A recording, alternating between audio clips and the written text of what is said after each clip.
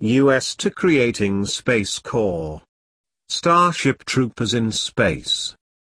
Members of the U.S. House Armed Services Committee have voted to create a Space Corps, a sixth branch of the country's armed forces focused on military maneuvers beyond the Earth's atmosphere.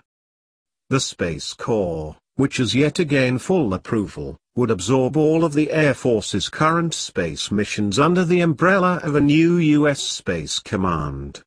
It would also make the head of the new service the eighth member of the Joint Chiefs of Staff. So far, about 1,000 people have voted in the poll, and a little more than half, 53%, believe a distinct Space Corps is a good idea. About 61% of those who responded think the space domain is as important as any other fighting domain, while 30% believe it should be a top priority. The remaining 9% said there are bigger problems to worry about. The Air Force, however, has argued against the proposal. On June 22, an Air Force spokesman told reporters at the Pentagon that the service is working with what it.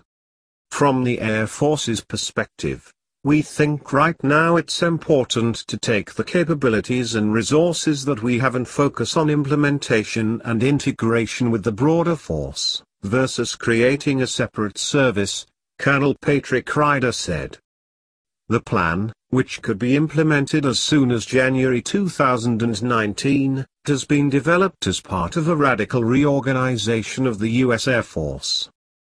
Several members of the Congressional Committee claimed to be blindsided by the proposal, and attempted to slow down the changes until they heard testimony from U.S. Defense Secretary James Mattis. Michael Turner, Republican Ohio, said he only learned about the proposal last week, when it first came before the Subcommittee on Strategic Forces. I chastised my staff and said, how could I not know that this was happening? They said, well, they had a meeting about it and you missed it, Turner said. A meeting is certainly not enough. Maybe we do need a Space Corps? But I think this bears more than just discussions in a subcommittee. We have not had Secretary Mattis come before us and tell us what this means.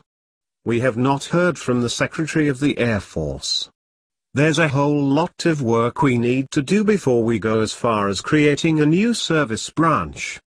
Rogers said, we started working on it vigorously in September, and we've had countless meetings with a number of experts who have advised us as to how this should be construed. In fact, this idea for a Space Corps as one of the solutions to Air Force space came from the Rumsfeld Commission in 2001.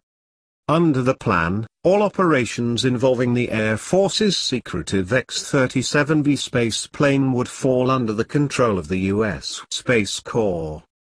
The X-37B, which looks like a small space shuttle orbiter, is due to launch again in August after its last flight lasted a record 718 days. The Space Corps, which would be the first new military service since 1947, is not specifically banned by the Outer Space Treaty, a 1967 international agreement outlawing the use of the Moon and other celestial bodies from being used as military outposts. Anything that separates space and makes it unique and different, relative to all of the fighting missions that we perform that are reliant on space, the new Space Corps was important for U.S. defense strategies. We could wake up one morning and be blinded and deafened by adversary powers, because so many of our most precious assets are up in space. Do you agree?